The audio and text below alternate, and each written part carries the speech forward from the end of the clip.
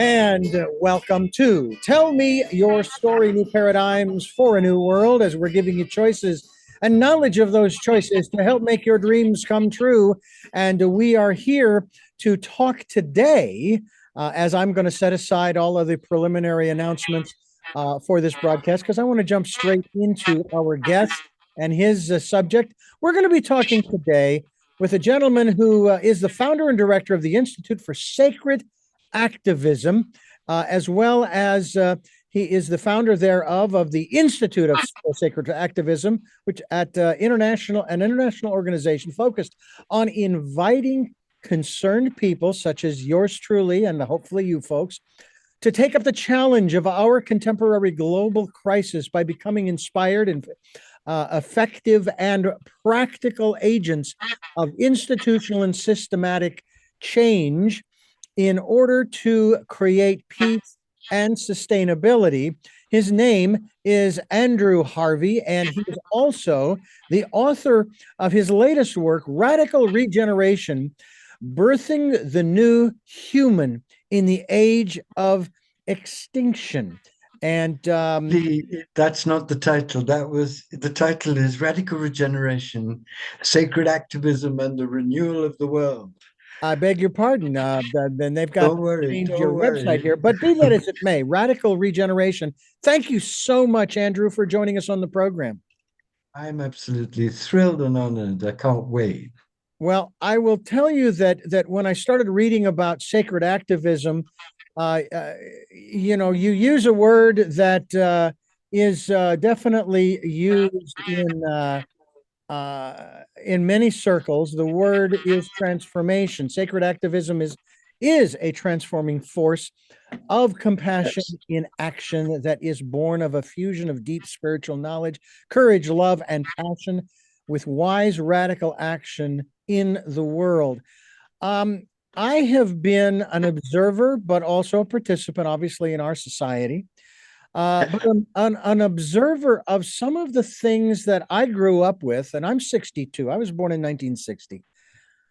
And I've seen and heard things that, both on the surface and deep down, make absolutely no sense to me whatsoever as to why I do some of these things. Yes. Talk to us about your role in all of this as a sacred activist, because I'm sure part of the reason you are is because maybe you've seen the same things that I have, and you sit there and go, what the heck are we doing? Why are we doing this? We could be doing something that's so much more beneficial for all rather than exclusionary, as well as destructive to our civilizations and our society. I could not agree with you more, and I'm delighted that you feel it so deeply. Look, Richard, we're in a terrifying global world crisis. The scientists call it a polycrisis because there are multiple crises, all of which are interlinked, all of which are now erupting all over our world and affecting the entire human race. We're in climate freefall. The United Nations has given us 8 years to change radically our behavior or commit ourselves to what nobody can predict. 1 million species are on the verge of extinction. There's a rise of radical authoritarianism all over the world, and especially, unfortunately, in America. There is a vast spiritual crisis afflicting humanity, a crisis of meaninglessness, of addiction, of suicide, of despair. That's the bad news. But if you step back and dive into the mystical traditions, which is what I've done with my life, you realize that they understand something called the dark night. And this polycrisis is a global dark night, which is a vast evolutionary crisis. And I believe that its secret purpose is to birth a new embodied divine human race. In the mystical traditions, the dark night is known as a tremendous ordeal which deconstructs the old self that has been addicted to selfishness, narcissism, hubris, pride, total self absorption. And I think that describes a great deal of what's happening all over the planet. But the crisis itself, terrifying though it is designed perfectly by the divine to help us get over everything that is now threatening the entire human race with extinction, and much sooner than many people would dare to believe.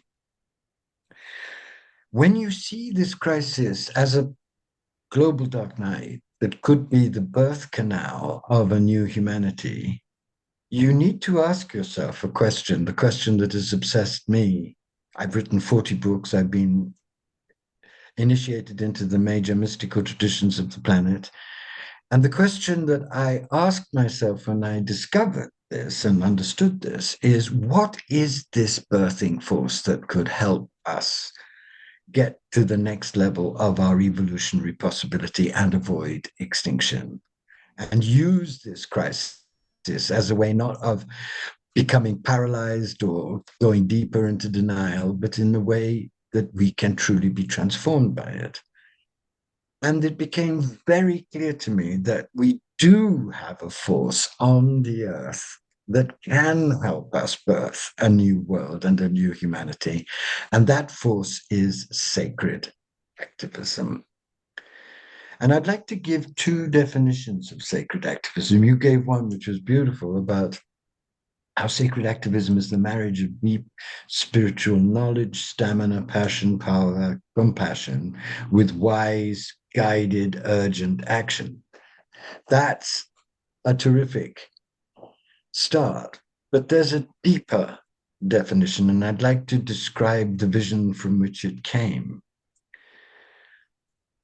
I have to step back a bit and describe the vision that began sacred activism. And very simply, what happened is that in 1997, I went to visit my father in the place where I'd been born in India, and he was dying, and we had an amazing week together. And on the Sunday, I went to church, and the statue of the resurrected Christ became alive, and I experienced an overwhelming ecstatic irrigation by divine love at its most potent. And I sobbed and sobbed and sobbed because I could see him. He was there at the end of the church.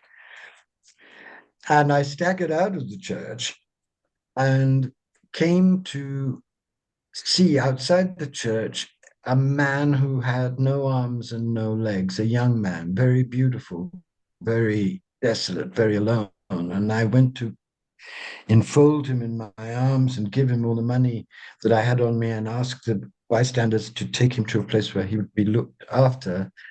And as I did so, I heard a voice, and it's the only time in my life that I've heard a voice. And the voice, which I believe was the voice of the Christ, said, "You have been playing with your mystical experiences. You have been playing with light. Don't you understand that the world is now in extreme danger? And when you look into the eyes of this man, in those eyes, you will see billions of people living like dogs. You'll see the forests burning. You see the seas becoming polluted. You'll see the animals disappearing. You'll see that the whole human race is in extreme danger." And then the voice said, "When you cross over, you won't be asked how many books you wrote or whether you won the Nobel Prize or how many visions you had, like the one you've just had. You'll be asked only one thing. And what you'll be asked is, what did you do while the world was burning? What did you do while the world was burning?" As you can imagine, that was an overwhelming experience to see the resurrected Christ and then to have that very stern wake up call. And over the next months, I went into prayer and meditation, and I begged the beloved, whom I worship as the Christ, but you can worship the beloved in whatever way you want. The beloved will appear to you. And I asked the beloved again and again, give me an exact picture of this birthing force that I understood already was love in action. And I had a vision, which was an amazing explosion, really. And I saw two rivers of fire streaking across a desert plain and meeting at the horizon and bursting into what looked like an atomic explosion, but it wasn't a destructive explosion. It was an explosion of multicolored lights. And I heard, this is the birthing force.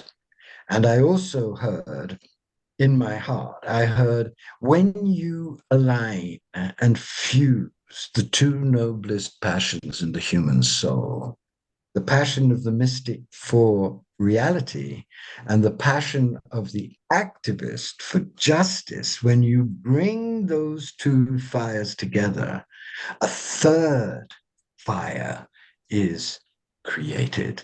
And with this fire installed in your heart, mind, soul, and body, you can build a new world out of the ashes of the old.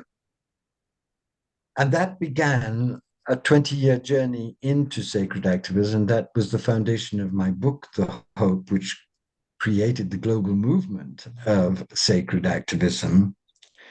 And that message is more relevant now than it has ever been. And thank God it is getting out all over the world, because millions of people are awakening to the tragic desolation of possibility that this crisis is opening to us. And millions of people are crying out to actually turn up in a responsible, focused way that could accomplish subtle miracles in the middle of this madness. So sacred activism is the fusion at the deepest level of those two noblest passions and the birth in you of that third fire that enables you to be both ultimately connected to the truth of reality and ultimately brave and wise in the way you put that truth into action with other like-minded, ragged, wild, holy souls like yourself. I can't hear you, Richard. I can't hear you. We're talking with Andrew Harvey, Radical Regeneration, Sacred Activism and the Renewal of the World is the title of the book. It is andrewharvey.net, the website, and you're listening to Tell Me Your Story. I'm Richard Dugan, your host. And Andrew, the terminology that you are using, I was introduced to 15 years ago by the late Barbara Marx Hubbard in Yes. that I did with her in late 2007, shortly after we started this program. She actually talked about this process as a birthing. Yes. Basically, as a woman goes through the process, there's a lot of pain, Yes. there's a lot of anguish, and eventually the baby pops out, and oh, how beautiful, and it's all calm Yes. and so forth. And that is kind of what we're experiencing. However, from the time she told me about that particular analogy to the present day, this has been one of the longest gestation and birthing processes I have ever been aware of, my friend. 15 years? When are we going to finish giving birth? It's my question to That you. depends on us. That It depends does. on It does us. absolutely. Yeah. I love what you're saying. And Barbara was a very great friend of mine. And we'd already talked a great deal about sacred activism as the birthing force when you had that given to you. Look, we're in the contractions of a terrifying and immense birth, because what the divine is trying to birth, and Barbara knew this, the great evolutionary mystics of humanity have known this, is another level of our evolutionary destiny. Quite clearly, at this moment, our consciousness is totally inadequate to deal with the vast problems that its greed, its ignorance, its denial, its addiction have created. Well, Einstein And was what, very clear on that, though. He said right, that the consciousness that created the challenges that we are that we are faced with it right, cannot be used to solve it or to address it. It has to be a higher exactly. consciousness. But how the divine works, as I've understood it, is this: it has allowed humanity to create an impossibly difficult crisis out of its ignorance, not to punish humanity, Hmm? but to compel Yeah. a massive mutation, a transformation at the deepest level, which, if we can align with the laws of it, Mhm. will birth in us a completely different kind of human being, one grounded in divine consciousness and committed to works of justice and compassion on every level together to birth a new world. You know, This birth is not certain, right. but it is possible. That is, oh no, that is true. There is nothing that is certain. And I wish that we would get with the program and understand that there is no certainty in life. No, I get so frustrated. For example, with except death and economists, taxes. Don't forget death and taxes. They are death certain. and taxes. Well, I'm speaking of the economy, and Yes. and as Will Rogers said, you can lay economists end to end, and they'll all point in different directions. So my question to the economists out there, the multitude thereof, what numbers would make you happy? Because I would really like for you folks to find happiness. That's what we're all searching for in at one level. You can't Because find when the numbers are happiness high, they're in a not happy. capitalist culture. Yeah, You're not going to find happiness in a culture that is grounded in greed and yeah. in despoliation of the environment and in denial of climate change. Mhm. It's impossible because the very structures that we placed our hopes for security in are themselves radically insecure because they're based on illusion. Yeah. By the way, I heard something very interesting in reference to what you just referred to. You used the word greed, and we were talking about this whole aspect of capitalism and free enterprise and the economy. And he said, this one guest said to me that actually it isn't greed that's the problem; it's envy that generates Oh, greed. It's yes. envy, which I is love one of that. the seven. What is it? One of the seven deadly sins, I guess it is. It's the worst of the seven deadly Yeah. sins because it's a cold, hidden sin. It's like I I love that. love the picture that's behind you. That is a beautiful. I Thank can't you. make out the whole of it, but I love the colors, the flowing of the gold, and so forth. It's a golden But exploding flower. That's I what I don't hope to envy become. that you have it. I don't envy that you have it. I think it's beautiful. I'm glad you have it, and that you are sharing it with us here on the YouTube channel. Those who are watching the YouTube interview. But I love what you're saying because Yeah. if you look at the culture we're in, Hmm. there are so many forces driving us into envy for their own reward. Yeah. You want bigger house, well, you sweat for it, and then you buy the bigger house, and somebody becomes rich by selling you the bigger house. You want to look like Rihanna, you have to go through multiple cosmetic surgeries, and then you look like Rihanna, and the cosmetic surgeon will get rich.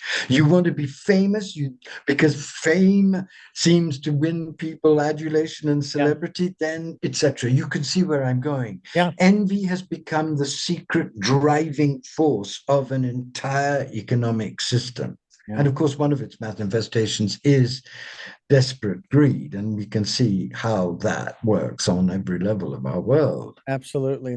Andrew Harvey is my guest. AndrewHarvey.net is the website. The book, Radical Regeneration. Oh, man, we need some radical regeneration. That's Sacred why I wrote the book. Activism Yeah. and the Renewal of the World as we continue here on Tell Me Your Story. I'm Richard Dugan with our very special guest here, sacred activist Andrew Harvey. And, I have to wonder how much credence you put into many of the mystical traditions and so forth. And what I'm speaking of here has to do with Vedic astrology. You were born Yeah. in India in Yes. 1952. Okay. I was born 8 years later in Phoenix, Arizona. You're my And younger we brother. I can boss you around. Hey, there That's you the go. only way Okay, it I'm works. I'm Yes. open to that. I'm open to that. As a matter of fact, And vice versa. yeah, in a conversation I had with a gentleman, he challenged me on one of the points that I had raised, and I pondered it for a moment, and I said, "Well, there goes another one of my straw huts up in flame, and that I would be willing to burn them all because I'm trying to learn and grow and understand, and again, raise that consciousness to be a part of, shall we say, the movement that you're even talking about Birth. that The birth. wants to have a better world for everyone. Some might say, "Oh, Richard, that's a panacea. You're talking to you." No, it isn't. No, It's I'm not. available. Of course it's not. Oh, No. yeah. I think the good news, though, Richard, is that in the middle of this horrific disaster, which is caused by our envy, our greed, our madness, our addiction to all kinds of illusions, Mhm. great people have already started creating the lineaments of this new world. Think of those people like Gandhi and Martin Luther King and the Dalai Lama and Jane Goodall and amazing people who've dedicated their lives to being sacred activists and showing how powerful this can be even in extreme situations. Yeah. Think of the major breakthroughs that are being made just now into potentially free sources of energy. In the last month, they've made an amazing breakthrough into fusion. Think of the uprise of animal rights, people all over the world seeing that a million species are in terrible danger, rising up to invent wholly new, not just to protect animals, but to invent new legal systems to give animal rights. Martha Nussbaum has just written this amazing book, which is getting tremendous traction, Justice for Animals. And she's one of the great philosophers on the planet. Think of the great advances we've made in racial justice, not enough, but still great. Think of what has happened in our attitude to homosexuals and LGBTQ Yeah. community. There's a backlash, but there are 70% of people really do recognize the rights of every kind of human being for Yeah. happiness. Yes. So if you Yeah. develop the eyes for this birth, Mhm. you'll see it. It's Yeah. already here. It just Drama. needs us to get behind it in sacred activism and help it get born. Because you see, the crisis is designed to make us take responsibility in a way that we have never done before. Oh my If we God. can, Responsibility? Are you I kidding? know. See, the 2016 presidential campaign, I have Oh done my God. a campaign of victimhood. It's Yes, their fault that we are the way that we are. And the reality exactly. is, no, it's not. Yes. We did this No. to ourselves if we choose to acknowledge that there are problems, which there are challenges that we need to face. Matter of fact, in the 80s, when I was in my 20s, I was going through some personal growth programs. I went through LifeSpring, which was an offshoot of EST. Yes. I went through several others with my first wife in the 90s. But the 80s were the decade primarily of victimhood and blaming mom and dad for And the inner child. Don't forget the inner child. exactly. Yeah. And then in Yeah. the 90s, we began to talk about not just codependency, but interdependency.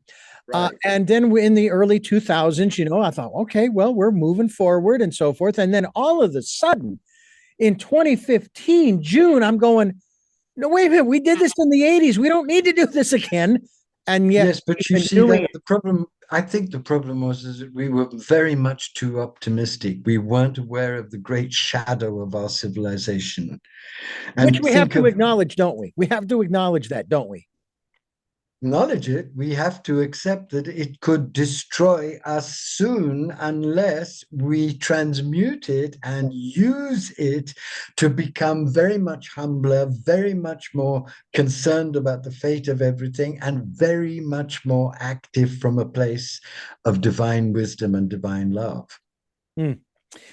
This is a time in which we live. I have heard this said. Now, I consider myself to be a metaphysician, and I was born and raised Catholic. I have studied Hinduism and Judaism. I'm working on Great. studying Islam, Buddhism, Zen, and many of the others. There's even one that's fairly new that is the happy science. I was a Baha'i for a year and a half in the Oh, the 90s. Baha'is are wonderful. Oh my God. God, they have so much Yeah, so right, don't they? I needed that Mm. organization, that group of people so badly at that time in my life. And they were there. And one of the things that I have found as a metaphysician who, and I love the phrase that the Baha'is have, if you accept one of the messengers of God, you accept them all. If you reject Exactly. one, you reject them all. Yeah. Exactly. And so here I am working towards understanding many of the aspects of this life, including death. My eldest sister passed away March of last year, but I didn't have that catastrophic emotional breakdown other than at the memorial, which was a beautiful Yes. balance of laughter and tears. It was Yes. wonderful. And I heard her voice shortly after her passing, just saying, "Hey, Richard, it's okay. Everything's good." So I'm trying to understand these different aspects. My metaphysical primer, I don't know about you, but mine is Autobiography of a Yogi, which I have on my phone. Oh, that changed my life. Oh, Yes. yeah. And I've You read, have to decide when you read that book whether it's absolute rubbish or telling a truth that you never before understood. It's yeah, such an amazing book. He just lays down the gauntlet immediately. People start flying in and out of windows, things dissolve, yeah. crazy stuff happen, and you either shove it, throw it out of the window, or realize that you're coming into a world that you'd never understood before. I love Yogananda. But that leads me to a question I had started to ask you just a few moments ago about where you were born. Do you think that where you, and again, you probably recognize this also, where you chose to be born has had a significant influence on your being a sacred activist? Oh, completely. I was born of a British mother and a half Indian father. So, and I was born in South India. So I was born as an amalgam of the East and the West. And my entire vocation has been dedicated to that fusion of the East's understanding of divine identity and the West's understanding of dynamic progress in history. So I have gone back to India all my life to be refueled by that glorious tradition. But it's also in India that I had the vision of the Christ that birthed sacred activism. It's in India that I met the appalling suffering and poverty that our civilization imposes on millions of people, because you just have to walk down a street in Delhi or Bombay or any of the Indian cities to see what's going on. And it's in India that I have again and again gone back to experience this fusion at deeper and deeper levels. So India is absolutely at the core of everything that I try to do. I think one of the most beautiful things that I saw, now granted, I saw this in the movie Gandhi in 1983, prior to my first wife and I marrying. And one of the most profound scenes was when he was on his hunger strike. It was night. The Hindus and the Muslims were fighting. And these two men, two fathers, came to him and complained Right. about how the other had killed their children, their son. And he gave them the instructions on how to move past that. I How, know that there is a way through, he says, doesn't he? Yes. yeah. And I don't know whether they did what he asked them to do. The Muslim father says, "You go find a Hindu boy to look up. and teach him the ways of the Hindu." And the Hindu father was to find a Muslim son, a boy, and raise him in the ways of Muhammad. Um, like I said, I don't know whether they did that or not, but it does seem that that is a message that speaks to, in a manner of speaking, something that we need to do, and that is walk in someone else's shoes, in Oh, to yes. listen to their story whether we Hmm. agree with it or not. For example, if you've had any supernatural experiences, you've had any of these. Now, my mother asked me if I'd ever had any. And I said, well, if I did, I didn't recognize them as such because for me, kind of like with, for example, Jesus, all of the miracles he performed wasn't a big deal. It was normal for him, like breathing. All right. So if I Yes. experienced the supernatural experience, it was normal for me. What about you? Have you had some of these, and did you recognize them as such? Well, I've already shared one momentous one with you, which birthed sacred activism. And part of my journey has been to open to the divine in very extreme ways. And I've had multiple very extreme visionary experiences. But I don't want to say that to appear to be special, because what I've come to understand is that I was an arrogant son of a bitch and I needed to be hit on the head again and again by the reality, so that instead of believing in myself, I would start believing in something much greater than myself. I know many, many wonderful true mystics who have never had the kind of glorious, wild experiences that I've had. And I believe it's because they don't need them. They're already in the place of humility and service that they need to be. The divine is very economical about how it works. I needed them because I needed to be woken up from my dream of specialness and brilliance and being an Oxford professor at 21 and all that BS.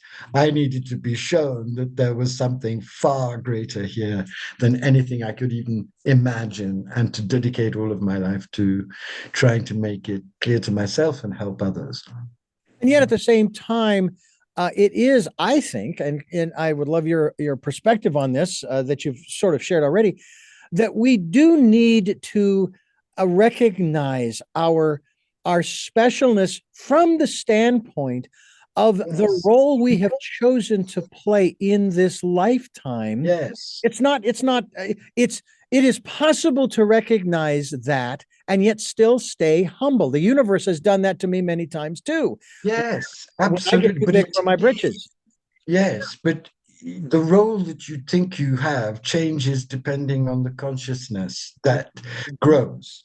So when I was in my 20s, I thought my role was going to be a poet. When these experiences started to happen, I thought my role was going to be a messenger. When that got absolutely rubbled in the long dark night, I realized my role is to be a servant and a midwife to the great birth, and to offer whatever I have learned and all the clarities that have come from it, as we've done in this book, Radical Regeneration, which is really a manual, an immense manual for the birth. But it comes from finally understanding that I wasn't the messenger. I was a servant and a midwife amongst other servants and midwives. And that is a much humbler role and a much more truthful one. Mhm. So, what role you have, you don't know until you begin to suspect who you really are. Yeah. And that's something that we'll talk about as we continue talking with Andrew Harvey. AndrewHarvey.net is the website. Radical Regeneration, Sacred Activism, and the Renewal of the World as we continue here on Tell Me Your Story. I'm Richard Dugan, your host, along with Andrew Harvey. And this whole conversation is so fascinating to me. There are these kinds of conversations that I have with rabbis, because I know the education they require, and Yes, conversations about death and dying. Um, yes, it's hard for me to say that death and dying is a subject that's near and dear to my heart, like the other two. However, it is because what happens to me, and it's happened to me when my sister passed last year, one of the thoughts that went through my mind was, I wonder what she's doing now. Now, she is the only reference point I have.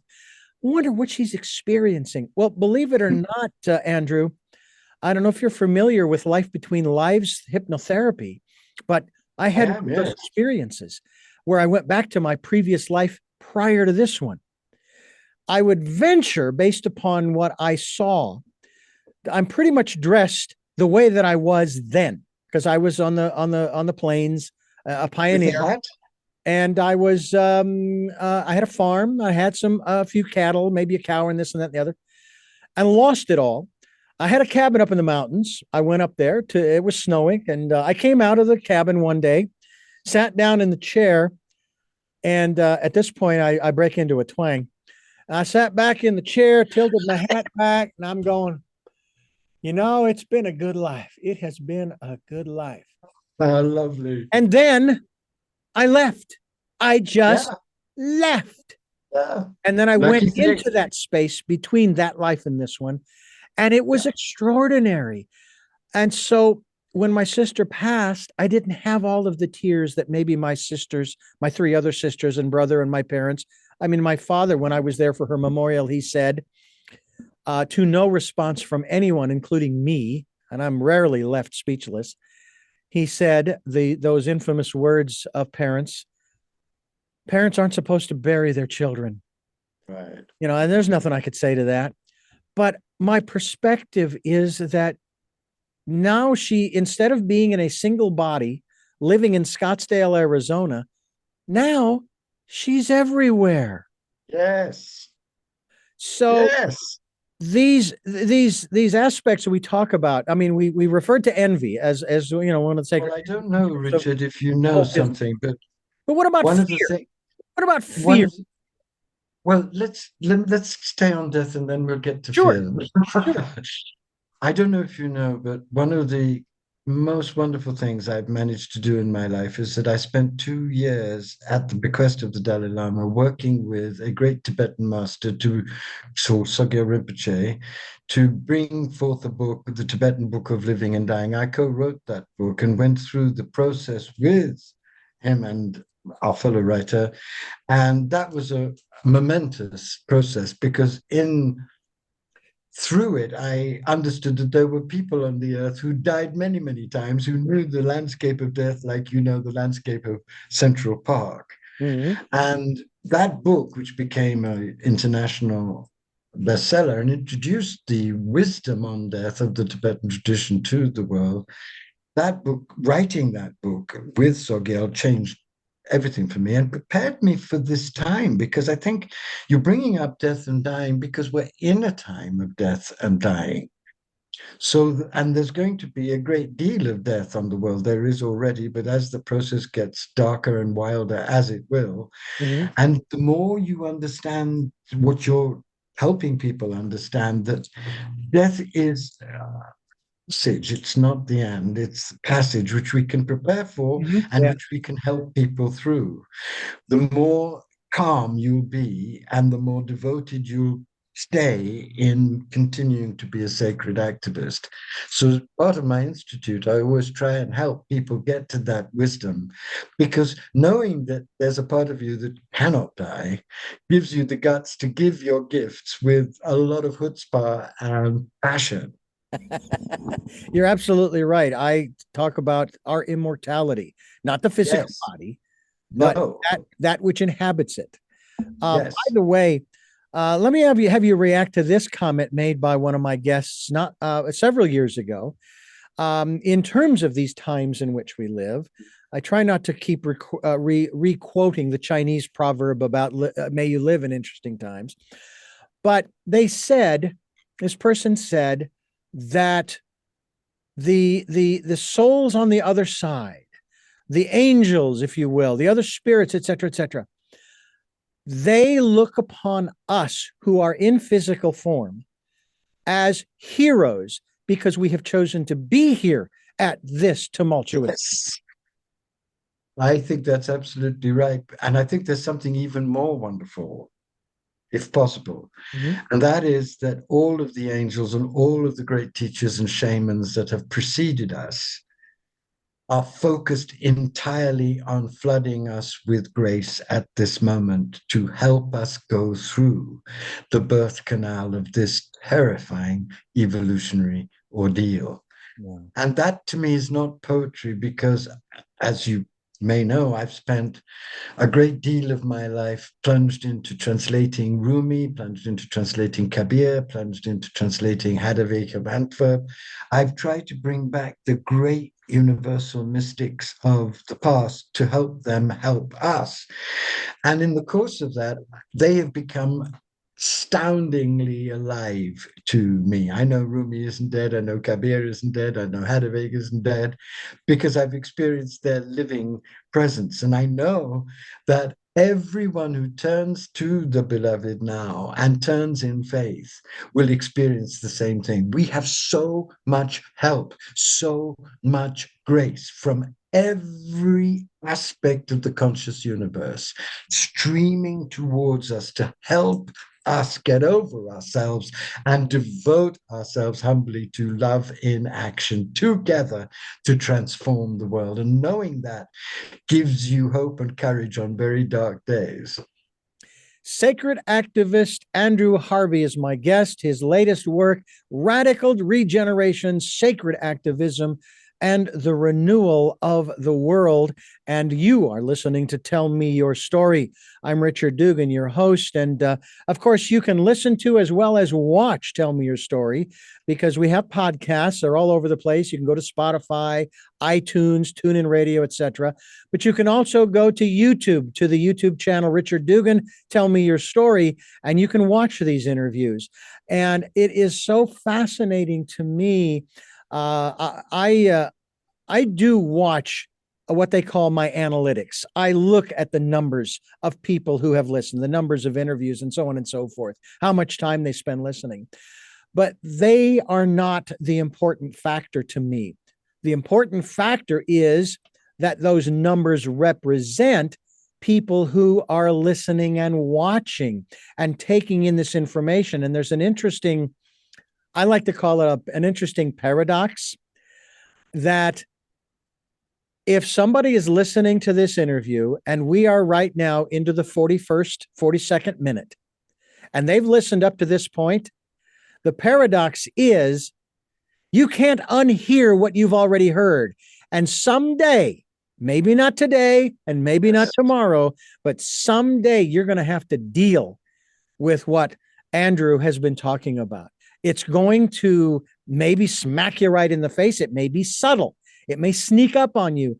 But the reality is that that's why, and I'd like for you to talk about this, that's why it's so important for us to be so discerning about the things that we take in through our senses, and where we go, what we listen to, what we read, who we associate with, because that can have an impact on our consciousness. It can either slow us down or speed us up. God, Richard, that's so lovely. I love what you said. And I would just say to people, please don't listen to the teachers that tell you that all is well and all is going to be fine and that you don't have to do anything. You just have to say the odd mantra and cultivate your garden. They are lying to you.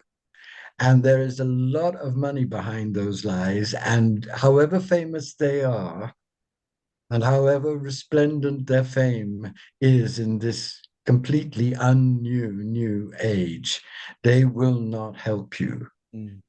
Who will help you are the great mystics of humanity and those teachers on the planet like the Dalai Lama, and I hope like myself, who are saying to you two very strong and very tender but firm things. They're saying, on the one hand, this crisis is unprecedented and needs to be seen in its depth and danger, because there's a great joy when you see it and know that something new is being born. Mm. The second thing they're saying is that what is being born is not a private vision of liberation, but a vision of serving humanity with what you know and what you have. Because the new humanity will not be hoarding either financially or spiritually. It will be a humanity that is generous and creative with its generosity. So if you believe me, and I can't force you to believe me, I just ask you to look at your common sense and see which of the two possibilities is likely to help. If you believe me, then plunge into deep spiritual practice and find something in the world that you can dedicate your resources to, a cause that you feel deeply about. And when people come to me and say, what should I do now that I'm seeing what's going on? I always say, follow your heartbreak. Ask yourself one question. What of all the things out there that you feel about actually breaks your heart the most? And the way you discover that is you ask